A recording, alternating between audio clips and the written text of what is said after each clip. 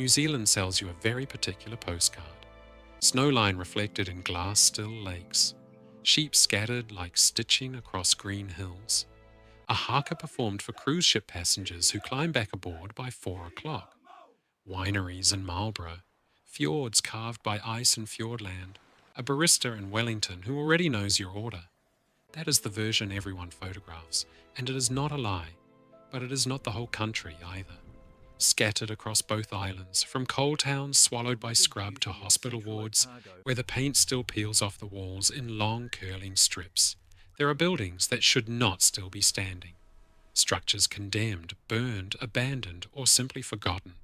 Structures that engineers, councils, and insurers have recommended pulling down more than once, and that somehow, through cost, memory, protest, or something harder to name, remain standing anyway. 15 of them today, from a buried village near Rotorua to a mine shaft on the west coast that swallowed men whole and never gave them back. Go on, subscribe, and I'll tell you the whole story. Number 15, Bendigo and Logantown, tucked into the dry hills above Lake Dunstan in central Otago. Most people driving the road between Cromwell and Tarras have no idea these two settlements exist. There is no sign pointing off the highway that says Ghost Town, just a gravel track climbing into schist country so dry it looks almost lunar in summer. But walk 20 minutes up that track and you find them. Stone cottages with no roofs, a scatter of chimneys standing alone where the walls around them fell decades ago. Mine shafts fenced off with rusting wire that has itself started to give way. Gold brought about 400 people here in the 1860s, mostly Chinese and European miners working claims along the Bendigo Creek. By the 1930s, the gold was gone, and so were the people, and the Department of Conservation, which now manages the site, has spent years debating exactly this question, whether to stabilize these ruins for public safety or let them collapse on their own schedule. Officially, DOC's position is conservation through minimal intervention. Unofficially, more than one contractor has quietly suggested that some of the mine shafts nearby are simply too dangerous to leave open and too expensive to fill in properly. What nobody officially explains is why, of dozens of shafts across the site, only a handful have ever been capped. Rangers will tell you funding is the reason. Locals in Cromwell will tell you a different story about a survey team in the 1990s that mapped every entrance they could find and privately admitted they hadn't found them all. The hills still hide holes nobody has located. Stand up there at dusk, with the schist glowing orange and the wind moving through empty doorways, and you understand why some places get left instead of levelled. Not because anyone forgot about them, because nobody has worked out yet what letting them go would actually mean. Some of the stone cottages still have their fireplaces intact, blackened chimney breasts standing several metres tall with nothing left around them, monuments by accident rather than design. Trampers who camp near the site at night often talk about how completely silent it gets once the wind drops, a silence that feels less like emptiness and more like something waiting for the next person to notice it. Number 14, Te Wairoa, the village the world remembers as the Buried Village, on the shores of Lake Tarawera, near Rotorua. Before 1886, Te Wairoa was a thriving stopover for tourists heading to see the pink and white terraces, then considered one of the natural wonders of the world. Around 150 people, both Maori and Pakeha, lived there, guiding visitors, running boarding houses, ferrying boats across the lake. Then, on the 10th of June 1886, Mount Tarawera erupted for roughly 6 hours, burying the village under ash and mud up to 2 meters deep in places, and killing more than 100 people across the wider district. The official record, well documented by geologists and historians since, is straightforward. A volcanic eruption, a tragedy, a village lost. What the official record treats more carefully is the story locales still tell about a phantom war canoe, seen crossing the lake 10 days before the eruption by a boatload of tourists and their Maori guides. A tohunga named Tuhoto Ariki was blamed by some survivors for bringing the disaster, having reportedly warned that the tourist trade around the terraces was disrespecting something sacred. He was pulled from the buried ruins of his own ware 4 days after the eruption, having survived underground and died weeks later. His role in the tragedy still argued over by descendants today. The excavated buildings you can walk through now, a mill, several where, the remains of a hotel, are treated by the trust that runs the site as a memorial, not a demolition candidate. But the ash beneath your feet still buries structures nobody has fully excavated, out of respect for what and who might still be down there. Whether that phantom canoe was a genuine warning nobody heeded, or simply a story reshaped by grief afterward, is not something anyone can answer with certainty now. Number 13. Ross, a small west coast town that still has people living in it, but that also holds one of the most photographed sets of mining ruins on this coast. Ross produced more gold than almost anywhere else in New Zealand during its 1860s boom, including a single nugget nicknamed Honourable Roddy that weighed close to 3 kilograms. What's left from that era sits at the edge of the modern town, collapsed poppet heads, timber-lined mine shafts filling slowly with black water, and the remains of a Chinese miners' settlement that once housed dozens of men who came for the gold and, for the most part, were never permitted to bring their families. The Department of Conservation has fenced and interpreted parts of the site, but a walk 15 minutes further along the old miners' track takes you past shafts that aren't fenced at all, simply covered by decades of blackberry and fern that a person could fall straight through without warning. A local contractor, asked about it a few years back, said plainly that capping every hazard in the goldfields would cost more than most West Coast councils see in a decade, and that the region has, in effect, made peace with living alongside its own hazards. There's a small unmarked cemetery near the ruins where a number of Chinese miners are buried under names that were anglicized, misspelled, or never properly recorded at all. Men whose families in Guangdong likely never learned exactly where or how they died. Local historians have spent years trying to correct the record, with only partial success. The gold ran out, the town shrank, but it never quite emptied, which somehow makes the ruins stranger. A working town going about its business, built around holes in the ground it hasn't finished dealing with. Every so often, heavy rain reveals a new subsidence somewhere along the old workings, a sudden dip in a paddock or a slumped section of track that wasn't there the week before. The council response is usually the same: a temporary fence, a warning sign, and a promise to assess the situation, which locals will tell you dryly has been the standing policy for longer than most of them have been alive. Number 12. Skipper's Canyon, carved into schist above the Shotover River, reachable only by a narrow road that rental car companies in Queenstown still refuse to insure you for. At the height of the 1860s gold rush, several thousand people lived scattered through this canyon, in a landscape so steep that entire communities were built on ledges blasted into the rock face. What remains now is a strange inventory of abandonment, a one-room schoolhouse, still standing with its original desks, the rusted stanchions of a suspension bridge swaying 80 metres above the river, stone cottage foundations that miners built to last, and did. The official heritage listing calls Skippers a site of exceptional historical significance, which is true and also somewhat beside the point locals make when you ask them. More than one grader operator contracted to maintain that access road over the decades has said off the record that the road itself should probably have been closed to public traffic long ago. Narrow, cut into cliff face, with drops that have killed both locals and tourists over the years. Most recently, a bus that went over the edge in the 1990s with fatal results. And yet, the road stays open, the school stays standing, the bridge stays up, because closing any of it would mean admitting that this piece of gold rush history is simply too dangerous to keep offering to visitors, and Queenstown's tourism economy has never quite been willing to make that call. Walk the schoolhouse floor, and you can still make out where children scratched their names into the wood. Nobody has ever fully catalogued who they were. Number 11.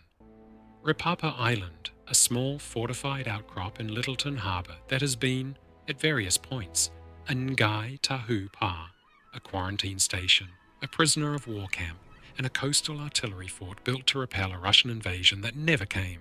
Before any of the European history, Ripapa was a fortified PA belonging to Ngāi Tahu, and the earthworks from that occupation still underlie parts of the later fort. A detail Heritage New Zealand now takes care to acknowledge, after decades of interpretation material that mentioned only the military history layered on top. In the 1880s, amid a wave of Russian scare paranoia across the British Empire, the colonial government poured money into disappearing gun emplacements and tunnels here, weapons that were fired in anger exactly 0 times. During the First World War, the fort held a genuine prisoner, Count Felix von Luckner, a German naval officer captured after a daring raid. Imprisoned on Ripapa, specifically because it was considered escape-proof. He escaped anyway, in a stolen boat, and was recaptured near the Kermadec Islands weeks later. Engineering reports since the 2011 Christchurch earthquakes have flagged sections of the fort's masonry and gun emplacements as structurally compromised, and public access has been restricted more than once as a result. Heritage advocates have pushed back hard against any suggestion of demolition, arguing the site's layered history, Ngāi Tahu occupation, imperial paranoia, wartime escape, is too significant to lose to insurance liability.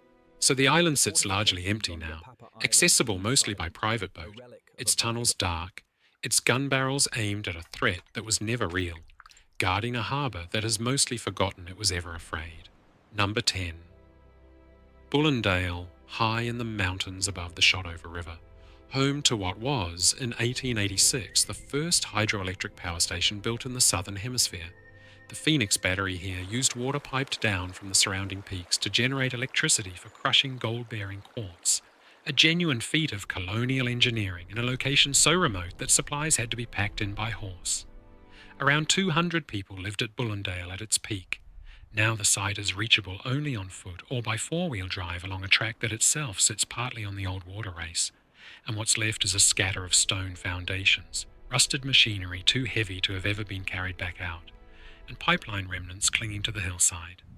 Access was formally restricted for years after a Department of Conservation Safety assessment identified multiple open shafts and unstable structures across the site, and there has been ongoing, mostly quiet discussion about whether to remove the more dangerous machinery altogether, rather than continue managing the liability. So far, heritage value has won out over caution, largely because Bullendale represents an engineering first that exists nowhere else in this form. What the official heritage listings tend not to dwell on is how brutal conditions here actually were. Men working through central Otago winters at altitude, in a settlement so isolated that a serious injury could mean days before help arrived. Several unmarked graves are believed to be scattered near the old settlement, their locations lost along with most other records from the camp. The turbines are silent now. The water still runs down the same channels their builders carved, indifferent to whether anyone is there to use it. If you've ever walked into one of these places yourself and noticed something the official records don't mention, I'd genuinely like to know. Leave it in the comments. Number 9. Tokanui Hospital, in the Waikato countryside near Te Awamutu, once one of the largest psychiatric institutions in New Zealand. At its peak in the 1960s, Tokanui housed more than 1,000 patients across dozens of buildings spread over a self-contained campus with its own farm, workshops, and staff housing. The hospital closed in 1998, part of the nationwide move away from large-scale institutional mental health care. And for more than a decade afterward, the building simply sat, windows broken, corridors filling with graffiti and damp, drawing urban explorers from across the country. The official position from successive owners was that the site would eventually be redeveloped, and much of it finally was demolished between 2012 and 2015. But several structures were left standing far longer than planned, including sections believed by some former staff to have been used for more restrictive forms of treatment during the hospital's earlier decades. Treatment that former patients and their families have since described in accounts that don't always match the clinical language of the surviving records. Local historians and former nurses who worked there in the 1970s and 80s have spoken carefully about practices at Tokanui that were considered standard psychiatric care by the standards of the time, and that look considerably harder to justify now.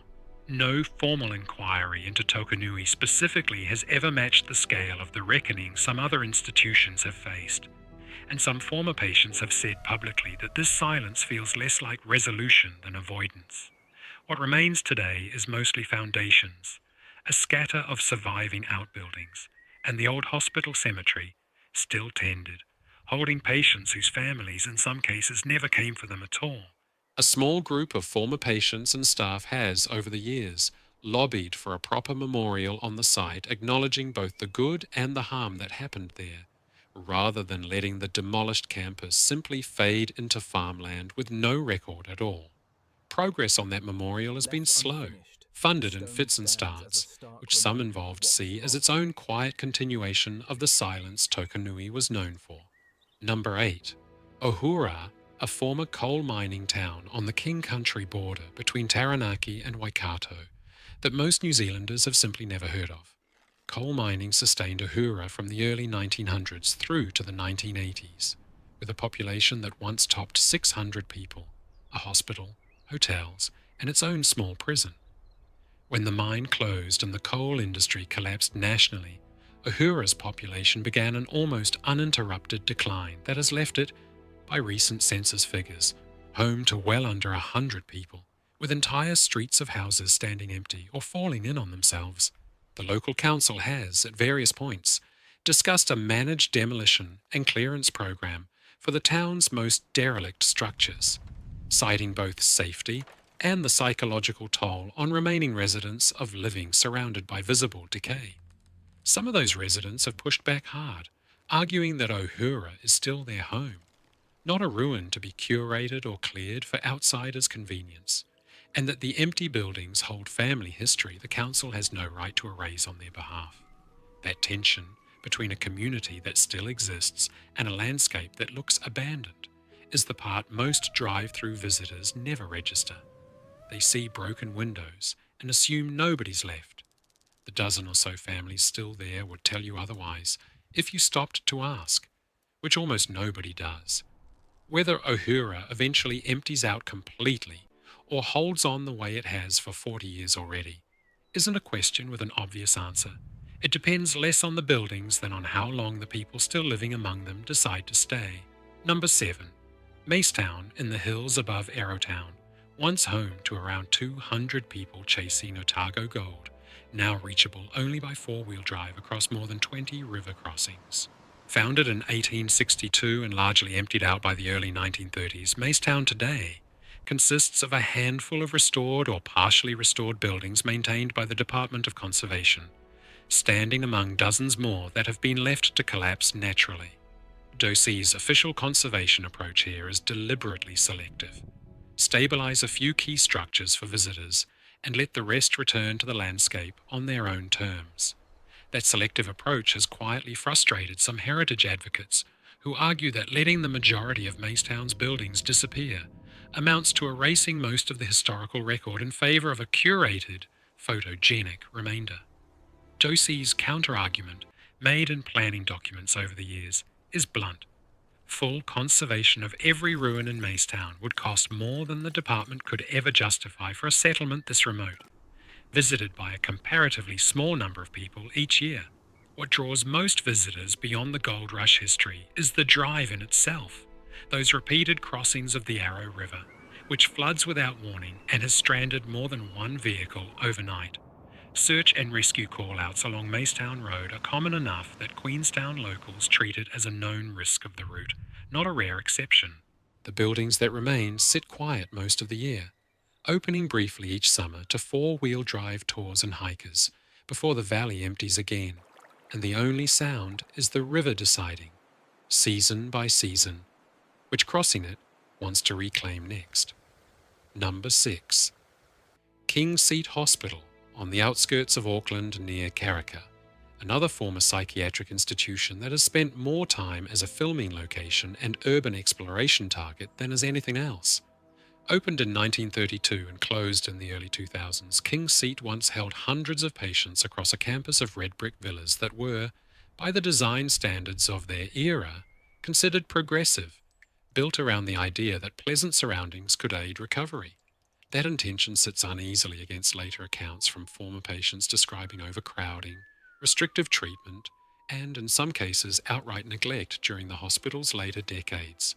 Much of the site has since been redeveloped into a residential subdivision, with a portion of the original heritage buildings retained and restored as commercial space, a compromise that satisfied neither side completely. Preservationists wanted the full campus protected. Developers argued that maintaining dozens of decaying, asbestos-laden buildings on prime Auckland land made no financial sense at all. What remained standing longest were the buildings considered too structurally compromised to safely restore, but too heritage significant to simply bulldoze without a fight, which meant they sat empty for years while lawyers and heritage panels argued. Urban explorers who visited before final redevelopment reported finding patient records left scattered in some buildings, personal details of real people never properly archived or disposed of, a detail Auckland's health authorities were later pressed to publicly address after media coverage. What's left today is a strange hybrid, a modern housing estate built quite literally around the preserved shell of an institution many of its own residents know very little about. Real estate listings in the area rarely mention the history in any detail, describing the preserved buildings simply as heritage features, a phrase that does a great deal of work to soften what those walls actually witnessed. Number 5. Denniston, perched on a plateau above Westport, once the largest coal mining settlement on the west coast, and, for a time, one of the most productive coal mines in the country. At its peak around 1911, more than 1,500 people lived on the Denniston Plateau, connected to the world below by the Denniston incline, a self-acting rail system so steep, dropping over 500 metres in less than 2 kilometres, that a fully loaded wagon of coal descending would haul an empty one back up using nothing but gravity and a cable.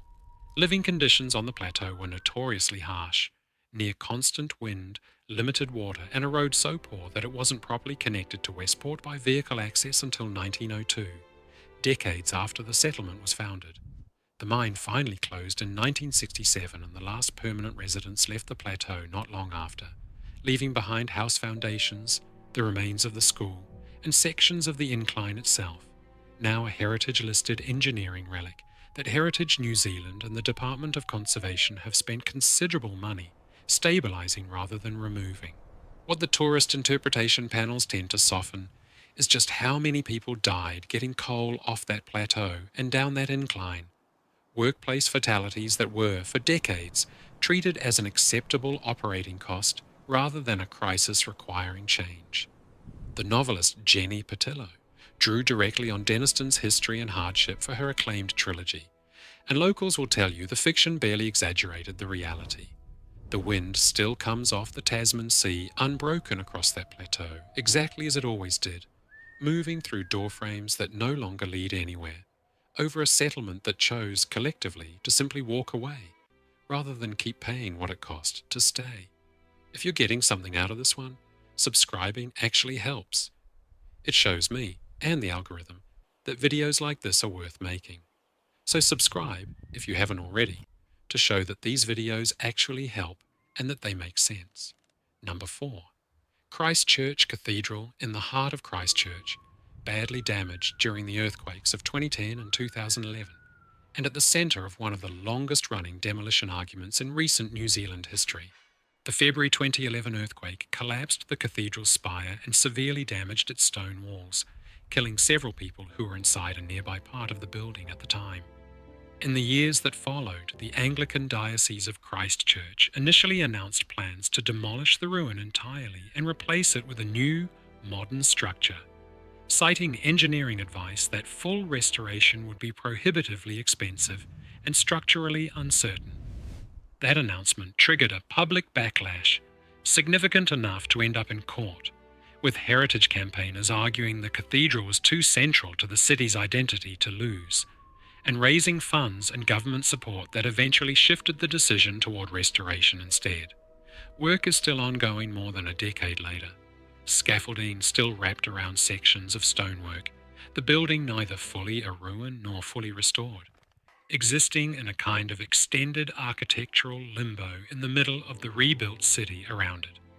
engineers involved in the project have been candid that some of the original stone couldn't be saved and has been replaced with matching material, meaning the cathedral being restored is, in a very literal sense, only partly the same building that stood there before 2011.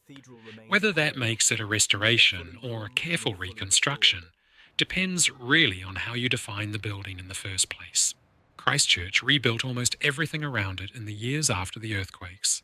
The cathedral, deliberately, was allowed to take longer, as if the city needed at least one visible reminder of exactly how much it lost.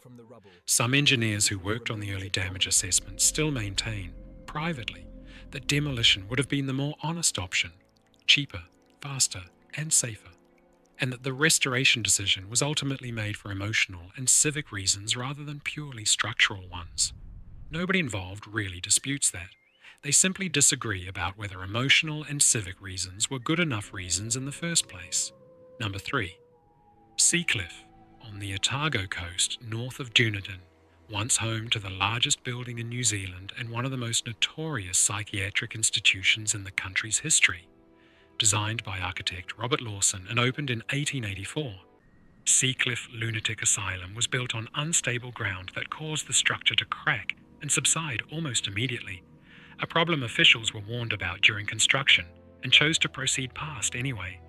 In 1942, a fire in the female ward, later found to have been started deliberately by a patient, killed 37 women who were locked inside, unable to escape. A death toll that remains one of the worst building fire disasters in New Zealand history. The official inquiry into the fire found serious failures in fire safety and staffing, findings that led to changes in psychiatric care practice nationally, though the institution itself continued operating for decades afterward, before finally closing in 1973. Most of the main building was demolished in 1959, well before the hospital fully closed, but portions of the foundations, the old water tower, and scattered outbuildings remain on the site today, on private farmland with restricted public access. Local stories about Seacliff go well beyond the documented fire. Claims of unexplained sounds around the old water tower, and persistent, unverified rumours about the number of patients buried in unmarked graves on the grounds, a number no official record has ever fully confirmed or denied. Descendants of former patients have spent years trying to get proper documentation of the cemetery, with limited success. What's left is mostly grass and foundations now, on a hillside above the Pacific that gave the institution its name, and in the end, very little else. Number 2. Waiuta, on the west coast, once a gold mining town of over 600 people built entirely around a single mine, and the site of one of the most abrupt town-ending disasters in New Zealand mining history. The Blackwater mine at Waiuta operated from 1906 until 1951, producing significant amounts of gold and supporting a fully functioning town with its own hospital, school, and cinema, remote enough that most goods and mail had to be brought in by a dedicated tram line. On the 28th of August 1951, the Prohibition shaft, the mine's main access point, collapsed without warning, filling with rock and debris and instantly cutting off the underground workings. No miners died in the collapse itself, which happened during a shift change, but the mine was rendered permanently unworkable. The company, facing the cost of sinking an entirely new shaft with gold prices at the time making the investment questionable, chose to close the mine outright rather than rebuild. Within a matter of months, Waiuta's population dropped from over 600 to almost nobody, an entire functioning town emptied not by war, disaster, or disease, but by a single business decision made in response to a single geological failure. Houses were sold off for as little as a few pounds and physically relocated to nearby towns, in some cases carried out whole on trucks, leaving concrete foundations and empty streets behind.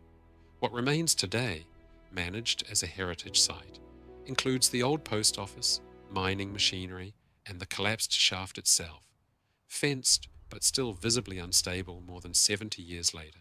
Nobody planned for Waiuta to end. It simply stopped, mid-sentence, the way a conversation does when someone abruptly hangs up the phone. Number 1. Lake Alice Hospital, near Martin in the Rangit K district. a former psychiatric institution that has become, in recent years, the subject of one of the most serious institutional abuse inquiries in New Zealand's history. Lake Alice operated from 1950 until its final unit closed in 1999, and for much of that time housed a specific adolescent unit, where, beginning in the 1970s, children as young as 9 were subjected to treatments including unmodified electroconvulsive therapy administered, according to survivor testimony and later legal findings, as punishment rather than treatment, alongside injections that survivors have described as excruciating. Many of the young people held there had committed no crime and displayed no diagnosable psychiatric illness by today's standards. Some were sent there simply for being considered difficult by families, schools, or state care systems. For decades, the official position of successive health authorities was that these were legitimate clinical decisions made within the medical standards of the time. That position finally collapsed under the weight of New Zealand's Royal Commission of Inquiry into Abuse in Care, which in 2022 and 2023 heard extensive survivor testimony and ultimately found that what happened in Lake Alice's child and adolescent unit met the definition of torture under international law. A criminal investigation into the unit's former psychiatrist proceeded slowly, complicated by his death overseas before he faced full legal accountability, something many survivors have said feels like one more injustice layered onto the ones they already carried. Most of the hospital's buildings have since been demolished, but several structures, including sections believed to be part of the original adolescent unit, remained standing for years after closure, drawing both urban explorers and, more meaningfully, survivors who returned specifically to see the place where it happened, some describing that return as necessary, others as something they deeply regretted doing. What Lake Alice leaves behind isn't really about the buildings at all. It's about how long it took decades for the country to formally acknowledge what happened inside them, and what that delay says about who gets believed and when. These 15 places have almost nothing in common on the surface. A buried village of Maori and settler families, gold towns undone by a single geological failure, hospitals that failed the people inside them, a cathedral the whole country argued over for more than a decade. But underneath they share something. Each one is a place New Zealand decided, for reasons practical, financial, or simply too complicated to resolve quickly, not to finish dealing with. We are good, as a country, at building things. We are less good, it turns out, at agreeing on what to do once they've outlived their purpose, or once the people who paid the highest price inside them can no longer speak for themselves.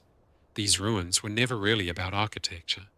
They were always about the decisions nobody wanted to make, left standing out in the weather, waiting. I am a grandpa, and grandpas worry. Look after yourself.